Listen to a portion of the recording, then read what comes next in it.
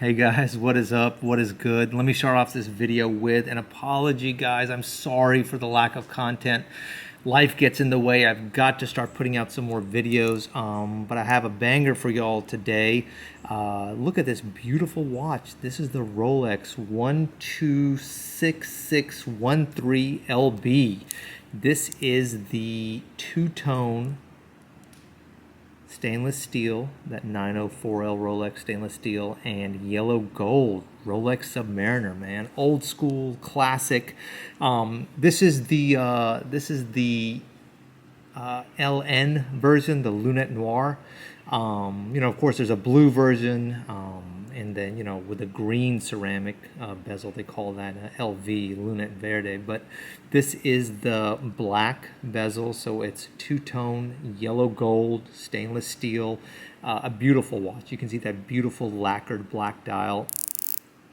Look at the action, or listen and look at the action on that beautiful bezel. Just perfect. Rolex makes such a good watch, and this is such a well-made watch.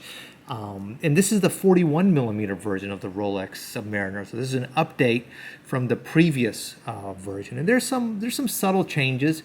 In the hand, you can kind of sense that it's maybe a little bit larger. I don't have a 40 millimeter ceramic sub with me to compare, unfortunately, but in the hand you can kind of feel that, yeah, it feels like it's maybe fractionally larger. But you also see some just really interesting changes. And one change that I'm sure everybody's aware of is they've really tapered these lugs down, and they've done that by expanding the lug width right there. So instead of a 20 millimeter kind of like standard Rolex lug width, it's a 21 millimeter lug width. And it does a lot in terms of wearing. It visually makes the watch smaller. So even though in the hand it does feel larger than the old 40 millimeter Submariner, on the wrist it feels about the same, maybe a tiny bit larger, but not major. Let's set the time on this watch, and let's kind of go from there, okay? So I'll check look at that. Be on the lookout for this watch, a review of this watch coming up soon. So it looks like it's almost 15:15 on the 3rd. So let's get into it. So I'm going to unscrew the crown. Man, solid gold crown, trip lock crown, of course. This is 300 meters of water resistant, just rock solid. And that's the thing that I always am impressed with and always go back to whenever it comes to Rolex compared to other high-end manufacturers. Listen, you get a rock-solid watch for your money. So we said it was 15:15, so position 1, that's the date. Of course, it's a quick set date, and so we're going to go all the way. Look how easy that is to set. You can see the seal in there. So well made. I mean, look how perfectly finished this case is. Combination of brushed and polished. I like the two-tone. I really do, man. It's old school.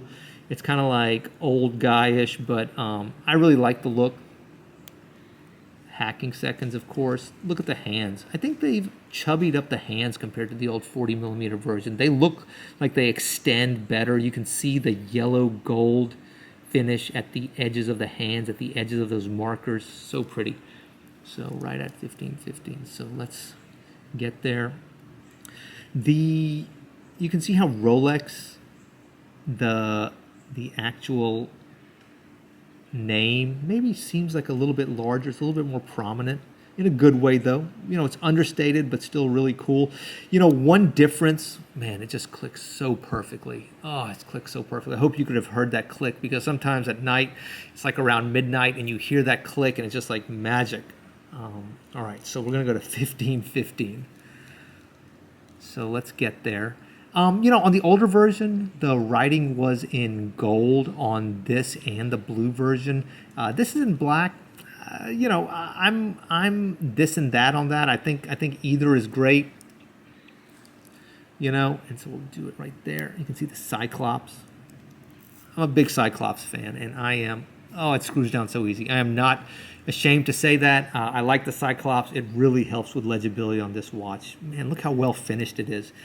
The brushed and polished finishes of this watch, just on the stainless steel, give you such a good feel. But man, when you hit it with that polished gold effect, I mean, it is really impressive, really impressive. And I like that they polish the gold on the center links and on the bracelet, because it's in a weird way, the swirl, a little bit of patina on that really gives it a cool look. The clasp, epic. Oh my God, I wish you could just listen.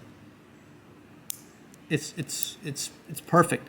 It's such a good clasp. It is so well made. Of course, they have their perfect quick adjust system in there. Nobody makes a better bracelet than Rolex. I have said it over and over and over again.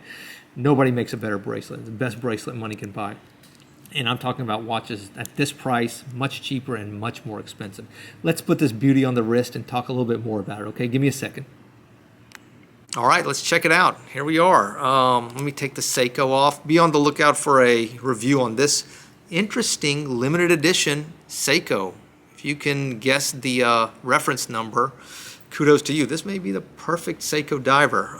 Certainly, well, not the perfect modern Seiko diver. All right, be on the lookout for that soon. But yeah, there you see it, man. The I'm going to call it the Rolex Sub-Date two-tone. This is the 41mm version. So let's try this on the wrist and see how it feels. Oh, too good. You know, the bracelet is chunky. For sure the bracelet is chunky. We'll start with that. The 21mm lug width, it feels thicker on the wrist. You know what I mean? It feels solid. It feels thicker. It's got a much more cuff-like feel on the wrist. Honestly, I'll tell you what this watch is starting to feel like more and more. Kind of like a Royal Oak offshore almost. You know, it's square. It's a lot of material at the connection between the case and the strap, and so you kind of get that offshore feel on this watch. But man, it looks so good. Listen, do not fall into the trap of just discounting the two-tone Rolexes, man. The Rolex Sub is just old school, classic. It's always going to look correct. It's a hit of gold, but it's not like an overwhelming amount of gold like my Day-Date 40, for example. And it just looks cool and classic. You know what I mean? It's just such a vintage inspired look, but it doesn't look vintage. You know what I mean? It doesn't look like you're trying to like wear a vintage watch. It's like such a like a 80s 90s vibe, and it just really works, man. I mean, it's really cool. It dresses up really well. I mean, really well. I mean, you could easily wear this. Of course, I mean, you can wear this into the pool. You can wear this to the beach. You can wear this on vacation easily. But man, it dresses up really well. You know, you put on a nice shirt. You put on some pants.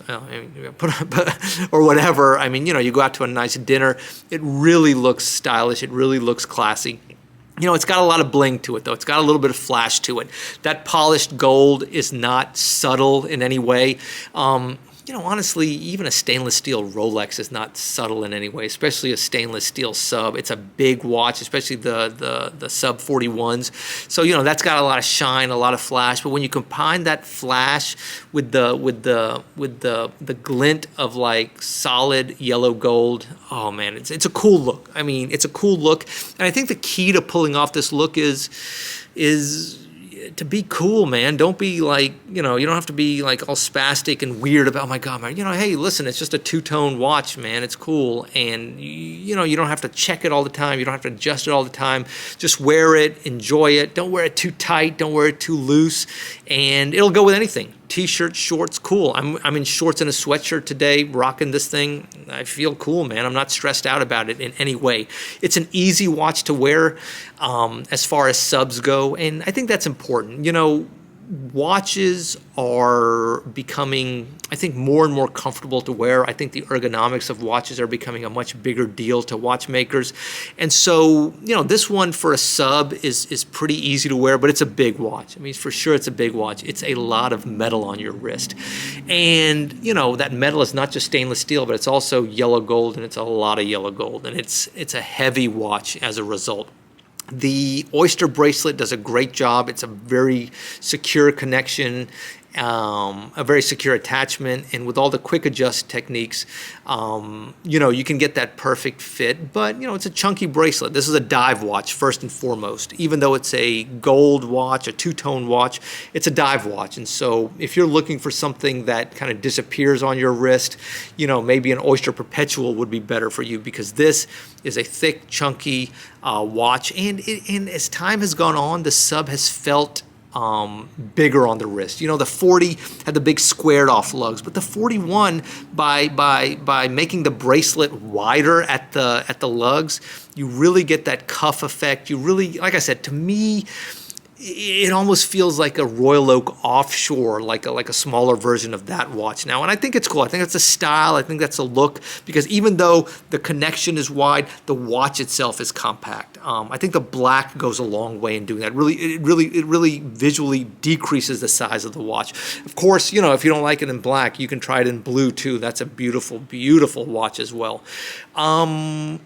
I'm a fan of the yellow gold, you know what I mean? I have some rose gold watches. I've owned rose gold watches, but if I had to pick one, I'd say yellow gold. I think it's more, it's certainly not as warm, but it feels more authentic. It seems more vintage. It seems a little bit more masculine than pink gold. Not to say that rose gold isn't any of those things also. I mean, it is whatever you want it to be, and I have rose gold watches as well. But for me, if I had to pick one, I'd say yellow gold is the move, especially for a man. I think that's the right move. But of course, your mileage may vary. I'm not going to kick out a two-tone steel and rose GMT out of bed. That's for sure.